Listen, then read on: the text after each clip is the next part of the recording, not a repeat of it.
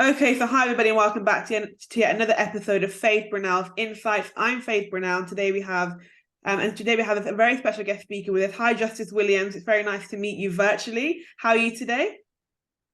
Yeah, I'm good. It's Friday. I would say usually, thank God the weekend is here, but actually I've got things to do this weekend. I'm delivering a workshop tomorrow, and then I've got a speaking engagement on Sunday. So yeah, not the typical weekend, but booked and busy. I'm not complaining. Booked and busy. Well, that's a new phrase we'll go with for now. That's very, very good. You're very busy, but thank you for spending some time with us here on the FBI podcast to share with us your very inspirational journey. And I'm glad that you're busy as well because your journey really is insightful and you've got lots to share there as well. So, Justice, without further ado, let's get stuck in. I don't want to weary the listeners, so I want them to hear as much as your story as possible. So let's get started with the questions. So, a little bit of context for you, everyone. Here, Justice, you are the co-founder and editor-in-chief of the Black Business magazine, along with Dr. Tree Powell. So can you share with us the inspiration behind starting this platform and the impact it has had on the Black business community so far? Definitely. So what a lot of people may not know is that actually 15 years ago, I got into publishing and I started a magazine. It was called True Life Magazine, Yeah. and it was aimed at young people, and it stood for the truth, the reality and understanding. And it was actually about providing positive role models of young people in the media, because at that time, young people were labelled as a group of young people were a gang and they were yobs and all that kind of stuff. And they weren't looking at it from a positive aspect. That evolved, and then I created a digital kind of magazine platform for women in, I would say, 2013. But life got busy, things changed, and I just didn't want to have a lifestyle magazine. It was great sitting on the front row and drinking champagne at Harvey Nichols fashion show and things like that. Yeah. But for me, I didn't feel that I was making as much as an impact. And in my 20s, I spent a lot of time working with young people. And so therefore, for me, I've always had social impact, social change at the core of what I do. Then during the pandemic, well, just prior to the pandemic, I actually wanted to start another magazine.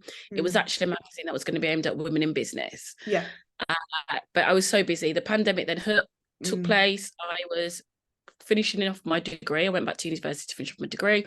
I had a toddler who was 2 and a son in primary school, and we were in lockdown, and I was homeschooling and looking after a toddler and doing university and It's a lot to coaching. do. It's Yeah. like no time Yeah. for the magazine. And then fast forward, the tragic events happened in 2020 with George Floyd. And, I kind of thought, oh, somebody's going to create a magazine for Black businesses. This is what we need, because I'm passionate about Black entrepreneurship. I got involved in another project, which was managing a community of 150,000 Black-owned businesses. And I worked a lot with Meta, which was known then as Facebook.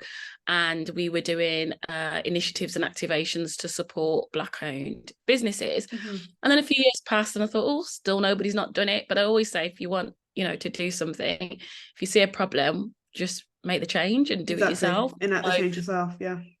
At first, I was actually going to do a podcast, but then I wanted to launch my own podcast.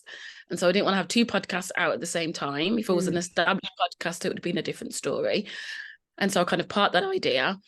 But I was working with Dr. Tree Powell on different initiatives at the time, the MBCC Awards. Yeah. And also I got him involved in the Meta activations with the Black-owned economy.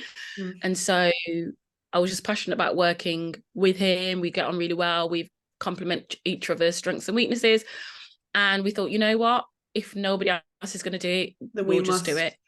Yeah, because we talked about excellent. But we just decided to move forward now. That's excellent, Justice. You've really painted a great picture of you've painted a great picture of several things. Number one is resilience. Number 2 is the art of time management as well. Having to juggle all of that in the midst of the pandemic with children as well, with other entrepreneurial kind of things to do. And, also having time for yourself as well to prevent burnout. You've really, really done exceptionally well. So, you should really be proud of yourself. And I'm sure all the listeners who are currently listening at the moment will share the same sentiment about you, Justice, how you really are a great role model to, to aspiring entrepreneurs and entrepreneurs as well, really, who are struggling to kind of find that balance. I liked how you talked about the context. Context for me is very important because it sets the scene and where you're going, why you started something, what was the reason behind the inception. Because every time people say to me, Faith, why did you start the podcast? I take them back to that context of, in the pandemic, starting King's College London, reading politics, moving from Birmingham to London. And so I really enjoyed that journey there where you set the scenes for both myself and the listeners. And also what I want to anchor on is when you mentioned the social impact and the very tragic death of George Floyd. That really was a catalyst, a changing point, that something had to be done to change the way that Black people were treated. And I think that's really important that you were able to use that as well to encourage the next generation and change the narrative. Because as a Black woman myself, there's a lot of negative stereotypes surrounding Black women being sassy and other things like that. And Maya Angelou would always say, I'm not sassy, in her poem Still I Rise.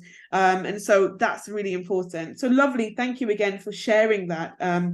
It's really important. And even what you said about the Black economy as well. I even joined several Facebook groups, to talk about Black Pound, and my mom's in this Black Pound project and the NBCC Awards. So you've done a lot, even as to the listeners, even as I was reading Justice's wealth of experience, I was, wow, taken aback and very impressed. So once again, this is excellent. And I actually just want to segue in this. I know I gave you the questions beforehand. I'm not going to follow the exact order. I like to just kind of ask the questions and let it in. Yeah, a natural flow. But you mentioned your Dream Plan Launch podcast, if that's the name of it, the Dream Plan Launch podcast. Yeah. So what was the I know you talked about the context, George Floyd, you talked about Black entrepreneurship, but what are some of the main themes that you talk about on that podcast? And if people are interested, which I'm sure they will be, how can they listen to it and get involved?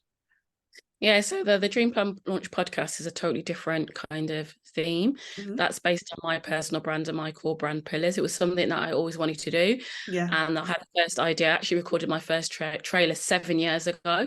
And I always kick myself thinking, if I'd have launched it 7 years ago, where would I be now? So that podcast is specifically aimed at female entrepreneurs who want to increase their income, their impact, their visibility, and to create more opportunities for themselves.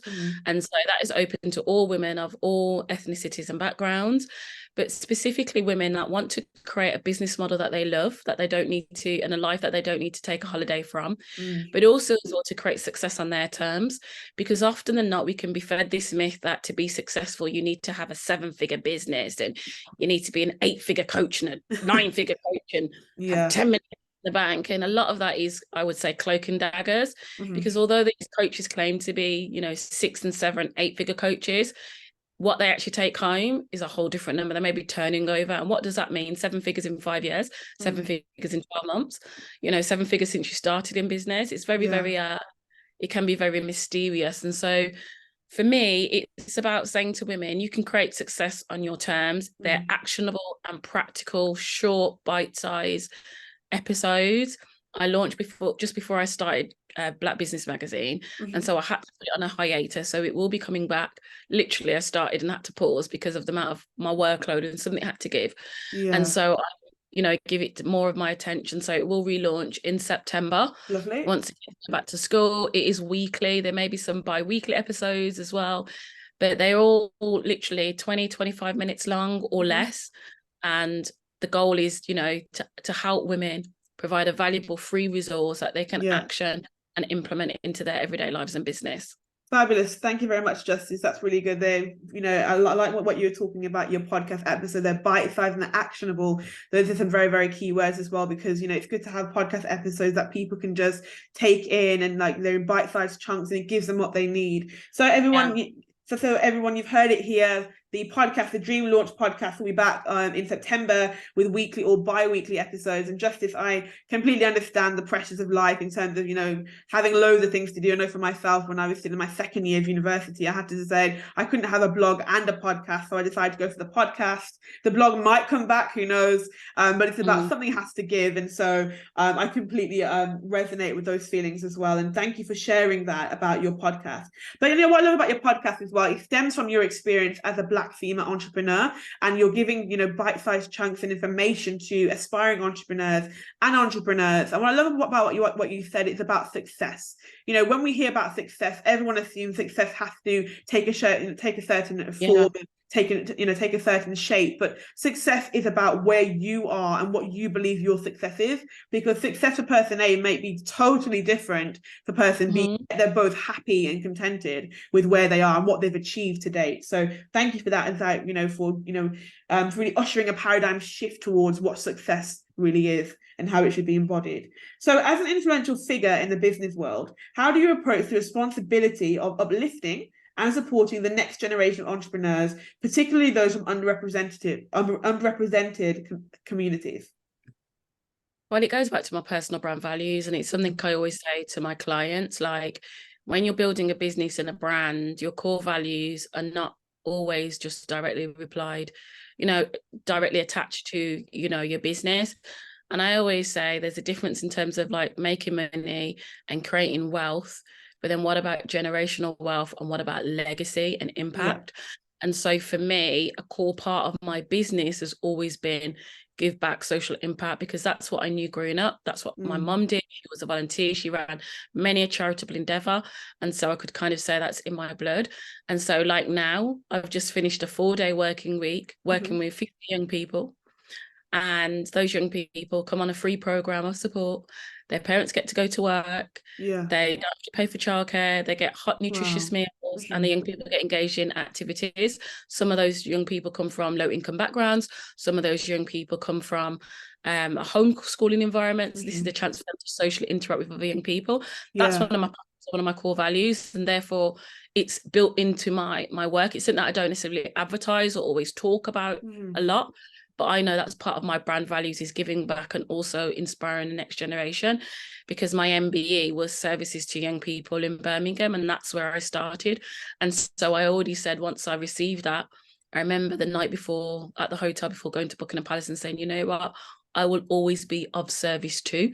And so any opportunity I can get to support. So I'm also involved in another project with my sister called She Rise, that has just been recently funded by the lottery.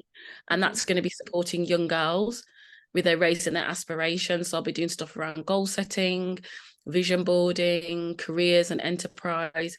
So any way that I can lend my experience and my expertise to help the next generation, I do. I'm also a school speaker. I go into schools, and so I help in many ways. Some people have time, some people have money, some people have both.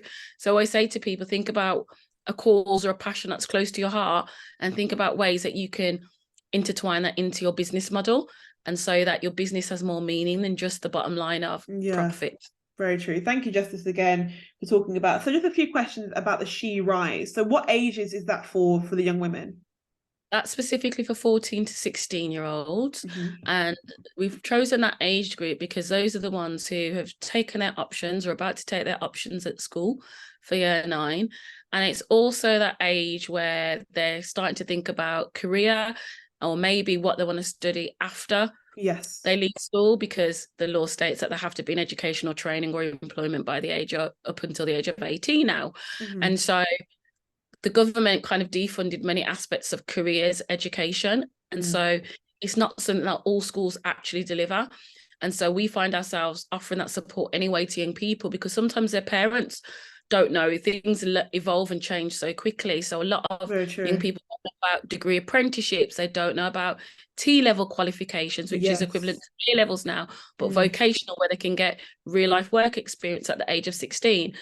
And so what we wanted to do is we chose that age group to help those women, the young women, start thinking about their future, planning ahead. And they also get matched with a mentor over a 3-month period, and they get involved in different workshops and activities, which will not only teach them life skills, such as cooking and baking. And it's not because that they're girls. I believe every child, regardless of how they identify gender-wise, should have learned skills with their hands. So we do things like craft sewing. Sometimes you might have to replace a button because it's popped off.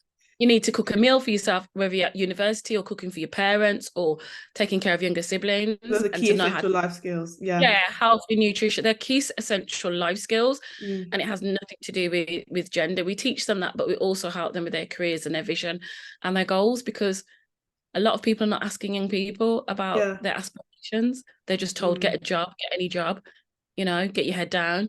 But what about their dreams? And so we really want to encourage young people to dream and to support them with that.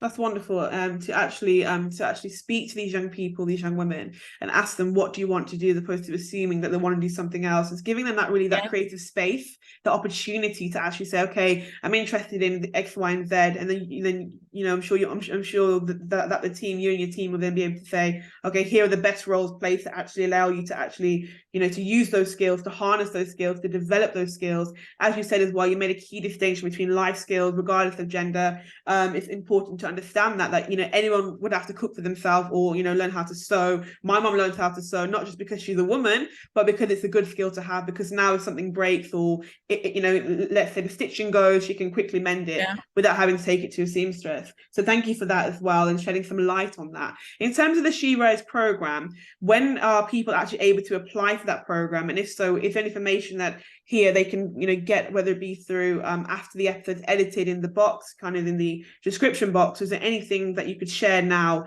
for them to get ready to make those applications?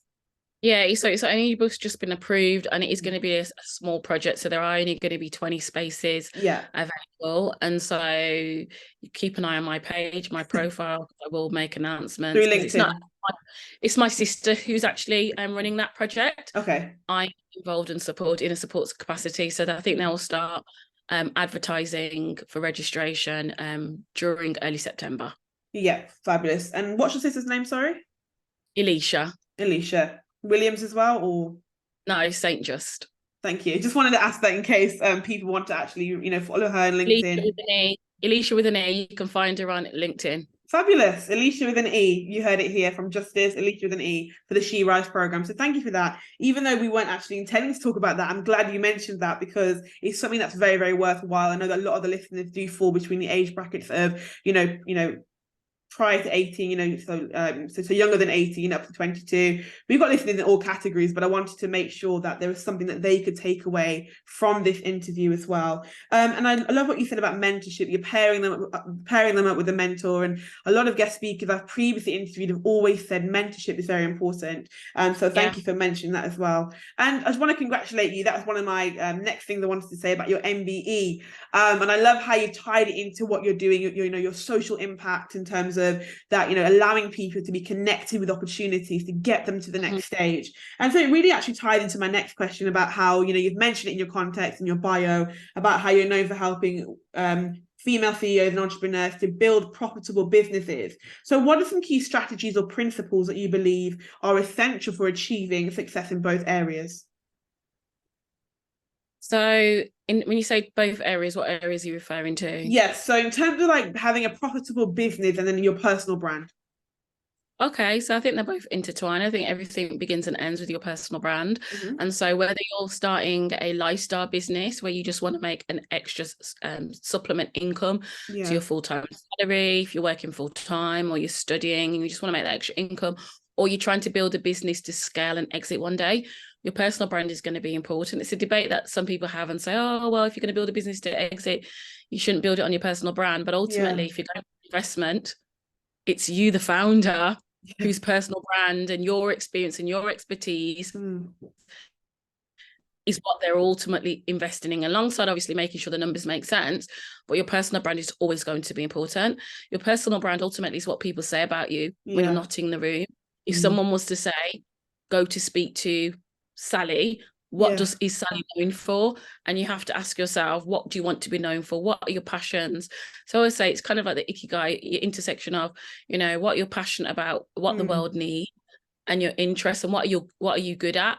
And so it's about being able to intersect all those things together and to actually fulfill a need. That's ultimately what every business is doing. It's fulfilling a need, in it's solving a problem, even if it's satisfying a desire or an aspiration. For example, somebody might want luxury holidays or want to book a private jet. Of course, they can just go. If they want to get a flight, they can go on a normal flight. But even if it's satisfying a aspiration or a desire, like flying on a PJ instead of going economy, it's still solving the problem of somebody who wants the privacy, the luxury, the security, and that kind of element in their lives. And so that's ultimately what the intersection of personal branding and business is all about. That's very interesting, actually, because you have to identify a gap in the market, or the key difference between what you can offer and what's actually needed in the market. I think once you're able to actually understand that, that's really important as well, as you just mentioned, with the private jet example. And you don't have to always, and it's not about reinventing the wheel. You'll see there's many businesses doing exactly the same thing, In a but different way. ultimately the difference is you.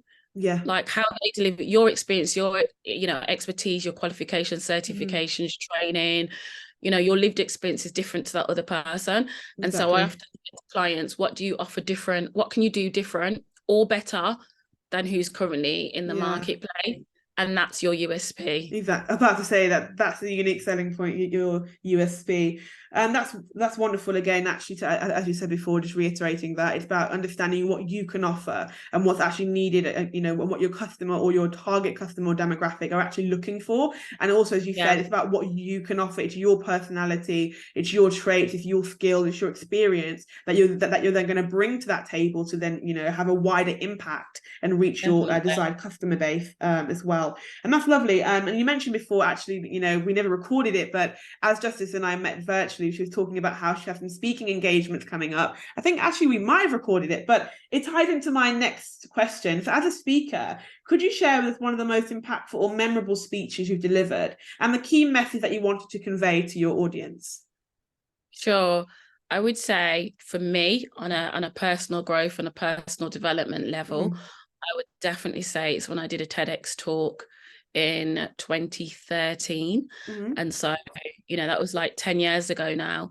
And I actually applied to attend TEDx. Mm-hmm. And what ended up happening was that they invited me to speak at the event and going through that whole process. And so I would say for me, the key message in that talk, if I can remember, it Mm. was about telling young people, because it's sharing my story and some of Yeah. the challenges, the obstacles I overcame. And I was telling young people that actually, your life is your legacy. What does yours look like? But ultimately, it's not where you start, it's where you end. And so life will throw challenges at you and throw curveballs at you. And you may get it one day and have a dream and a plan to do one thing, but entrepreneurship life is like a roller coaster. It goes up and Mm. down, and over time you evolve. And so even if you don't achieve that thing that you originally thought that you set out to do, life has a habit of putting you on the right path. But the message was that without a purpose, because a lot of the mistakes I made is because I felt that I didn't have a purpose. There was Yeah. loads of things I was passionate about, but I didn't have a purpose. And it was saying that if you really lean into your purpose and find the things that you're passionate about, it will Mm. set you on the right path in life.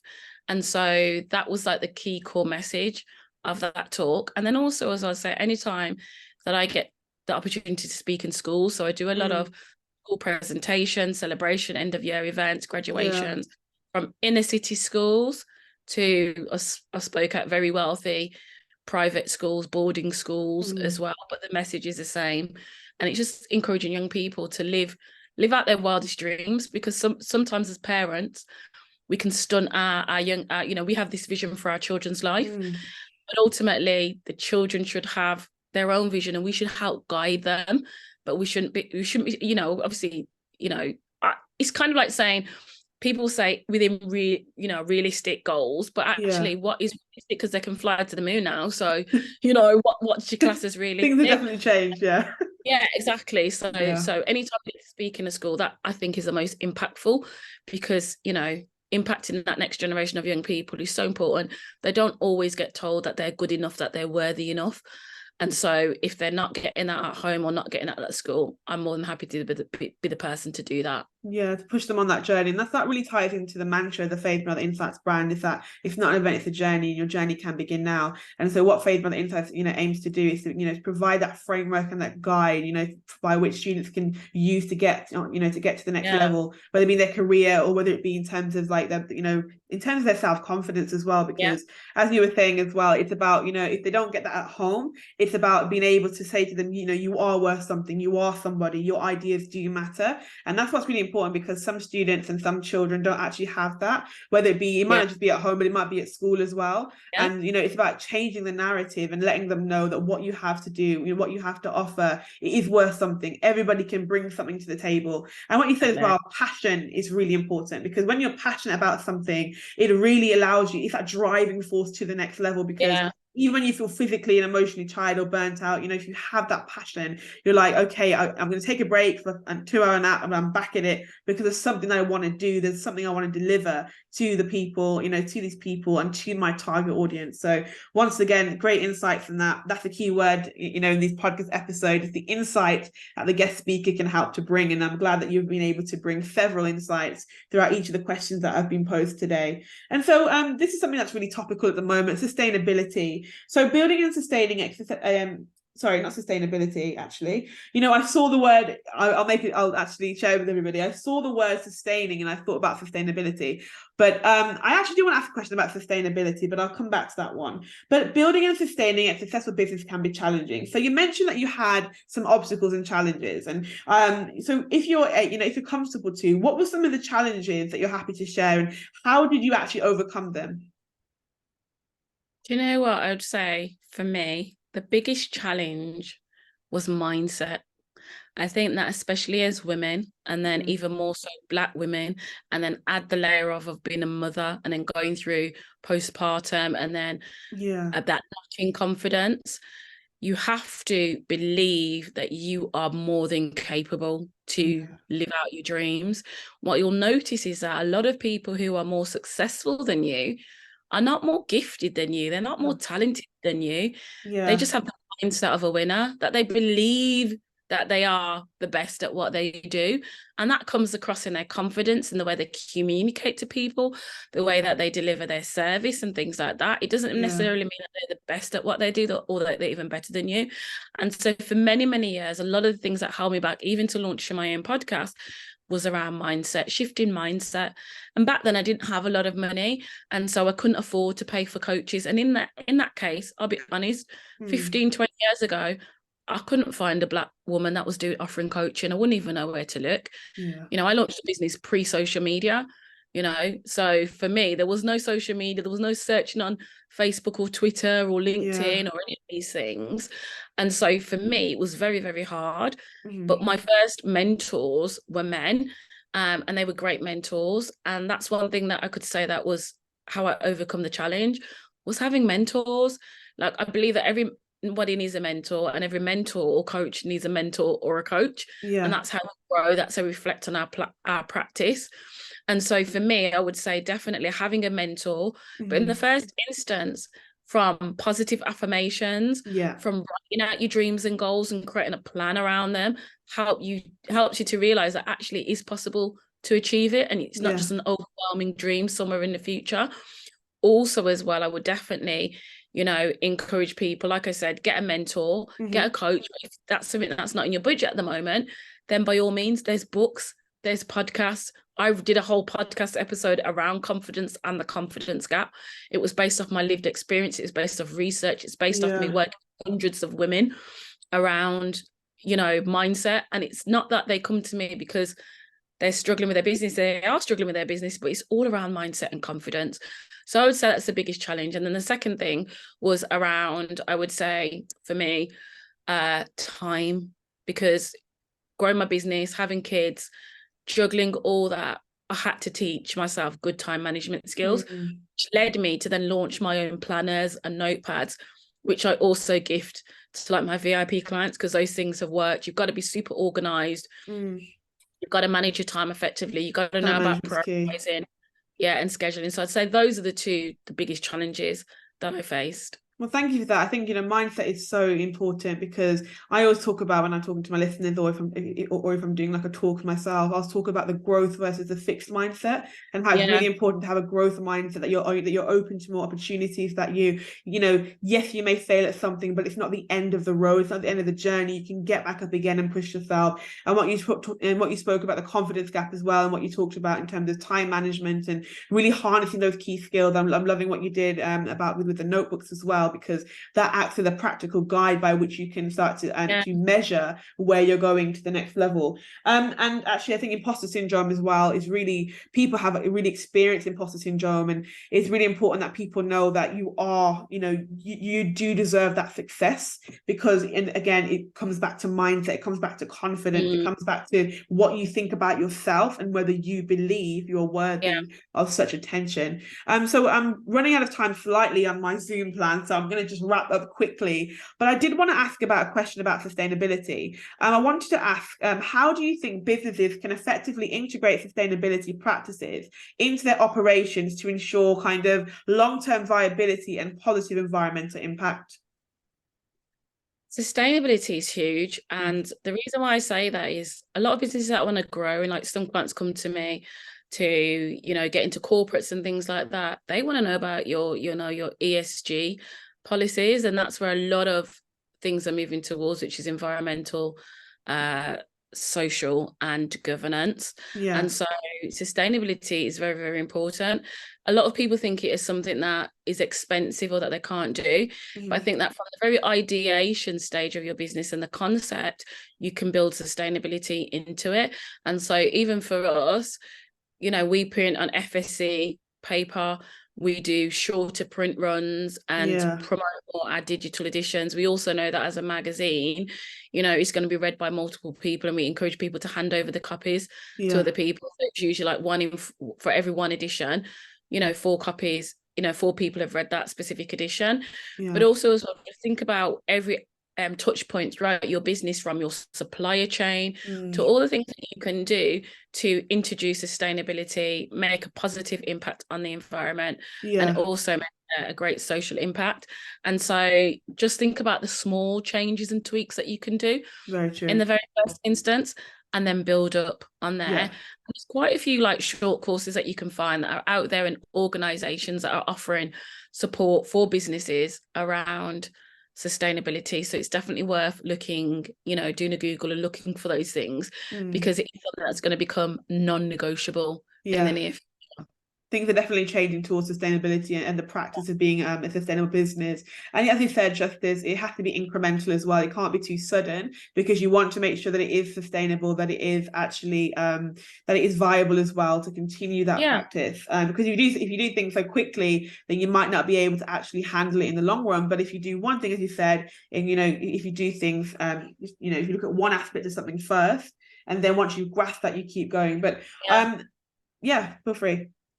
Yeah, I was just going to say, it can be the little things like getting the train for business meetings like I do now rather than driving.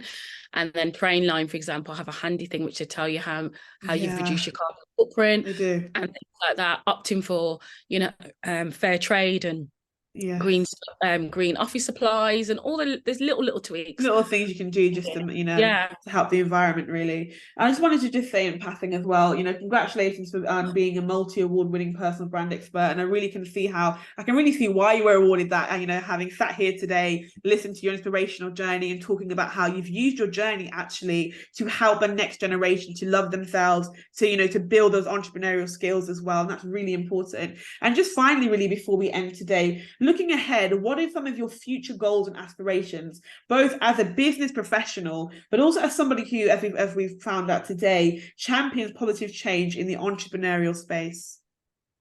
For me, I'm going to be doing a lot more in 2024 in terms of programs and support for entrepreneurs, young people, Black-owned businesses, women, all the underrepresented groups.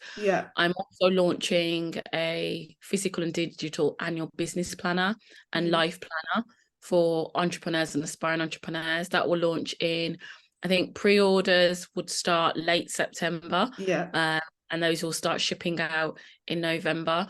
And something as well that I'm going to be doing more next year as well, in terms of helping women, because business can be lonely. I've started my brunches back again. July was sold out. September's already sold out. Tickets for October will go on sale soon. But also next year, I'm actually going to be moving into retreats. So I'm going to start doing some weekend retreats as well.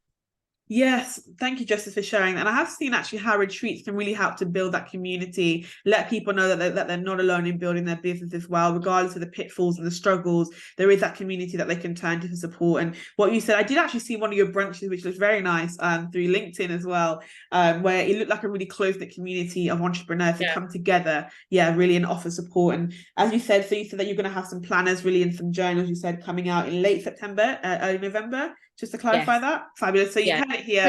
Pre-order September. There you go. And then they get shipped out November. Pre-order, as you heard from Justice. Okay, Yeah. lovely. And then you've heard that if you want the brunches tickets are sold out for September, but there's hope for October. And then in terms, Yeah. and in terms of Yeah. the So retreats start as just, well. yeah, if you follow me on LinkedIn, Yep. click that little bell button so you get notified when I post. And then I'm going to reopen.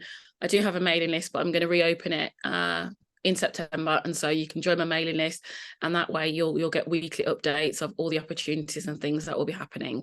Lovely. So this that's perfect. So everybody, so for next month, you'll have all these things coming from Justice as well, and you can actually purchase these planners as well to help aid your time management, your organization, to help really to kind of push yourself in terms of making. And I just want to also echo here, and I agree with Justice, that mindset is important. Make sure that you have enough time as well to work on your mindset as well in terms of mental health days. Take time out for yourself. As Justice was saying before, she's got a very busy life as a mother, as an entrepreneur, the speaker. We could go on, the list could go on, but yet she's still continuing to show her listeners and show those she works with how to really maintain the very delicate balance between that. So Justice Williams, MBE, thank you very much for appearing on the Faith Thank Brunel you. Insights podcast. It's been great to speak to you and to see your passion and your drive.